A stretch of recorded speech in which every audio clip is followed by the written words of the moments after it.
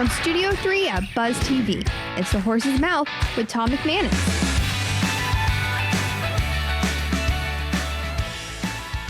All right, time once again for The Horse's Mouth here at Tommy Max, of course, at my bar, where you get a chance to tell your story. Brought to our good friends at Dasher and at YOLO Rum. Great to have both of them on board. We're talking a little digital marketing this time around, a little philanthropy/community. And my good friend Brian Sexton is here at the bar. So let's welcome in the panel. James Price is here from Grindstone Design. Hi, James. How you doing? I'm doing great, man. Thank you for having me. Tell us about Grindstone and what you're doing. Yeah, so we're a digital media marketing company based here in Jacksonville. We help small and medium-sized businesses scale their companies. We're all about making people money. Okay. How long have you been doing that for? 3 years. We founded in 2020. I got 5 people on my team now. So congratulations, Thank man. you. That's awesome. So when do you get started in the process? When someone has an idea, you want to be a part of that, or when do you guys jump in?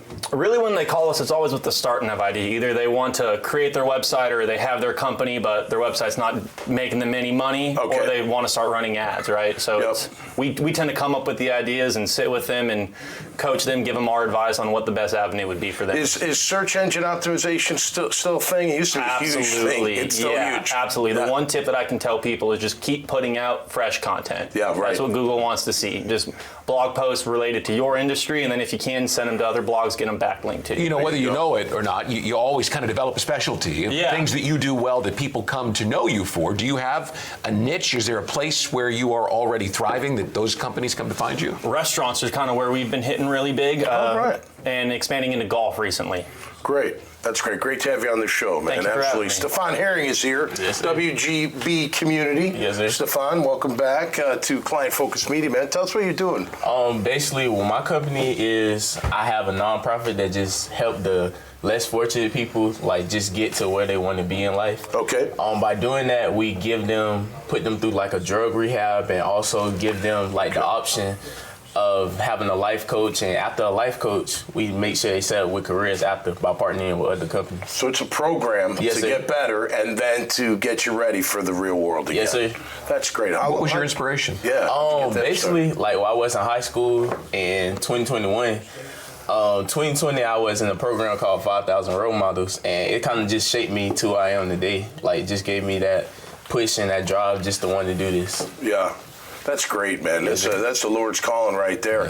How about when because I know you're involved in another little entrepreneur thing with booking private charters, right? So you're an entrepreneur, you're in philanthropy, you do what you do. But how about when you have to like get how over? You said that. Well, you do a lot. Yeah, you do a lot. But how about I talk a lot. How do you get through a bad day when the day's not going your way? How do you get through that? How do you stay so positive? Hey, I just stay positive through it all. I first just talked to my dad, because my dad, he kind of helped me out and guided me like through that, because since he had been through it already, he won't let me just go through it. And then on top of that, my board members, like, they from all over the country, they kind of help me also. Okay, like mentor type ships. Yeah, good, man. That's great. What about you, James? Man, to get over a rough day, I just try to keep my head down, keep working, might cook myself a nice dinner. I love food, love to eat, good way to get my mind off things, but nice. A lot of the time you can't ignore it, so you just got to put your head down, ignore your feelings, and get to business. Yeah, I would say you got to take time for yourself. Like, I always feel better after a workout. Yeah. And I got to, we're busy. Everybody's busy. But once if things aren't going great, and I'm like, you know what, I'm just going to take a little break, take some time for myself. I'll be back in an hour, maybe 2 hours, and then and by the time I get back, I'm like, all right, let's go back at it and feel refreshed to do it again. How about you? My hour in the morning at 5 o'clock is prayer, meditation, and most important, journaling, right? I find that when I write through some of those things, it's easier to go back 2, 3, 4 days later when you're having another difficult day and remember how you got through that. And, you can think your way through things, and we all have to, but sometimes the process of writing after thinking allows you to make a better decision. It slows you down, it calms your mind, it calms your heart, it puts you in a better position. You must be a visual learner too, because totally I am too. It's funny, so in my dad bod's cover band, I remember all the words. Like, I don't read them from a phone, but when I remember them, it's when I'm seeing the words go across that I've already read. Right. I'm very You know what I mean? Like, I see the words. I don't actually remember the words. Does that make sense? No, it does. I'm very color-coded, too. You know, all the years that I did the play-by-play for the Jaguars, every piece of information was a different color. And that's how it helps me find it. So I take different thoughts, put them in different colors, and it allows me to go back quickly and rely on it. I mean, so much of what you can do is based on what you've done.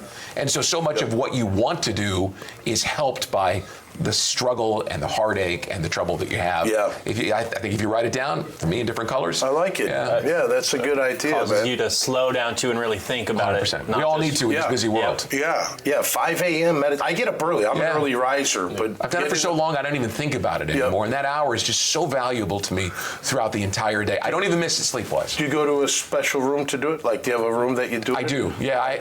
Well, it's just an office in the house, right? But a cup of coffee and I kind of get started, and that 5 o'clock calms you for the whole day, and you can kind of always reach back and touch it. It doesn't matter what business you're in. You all need to have either a good start or a good end. I know with a good start, I got at least one of those. You know what? I got to make a change because I'm coffee and Twitter, and then it makes me upset. Doesn't work.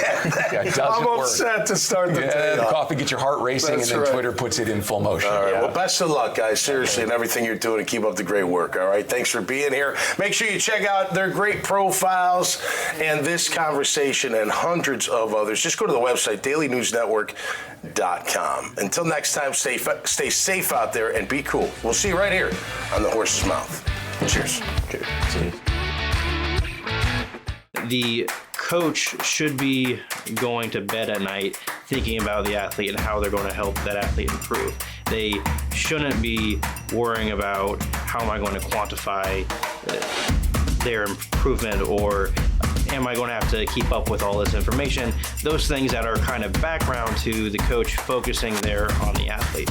And so what Dasher does is it takes all those side things away, allowing the coach to focus then on the athlete.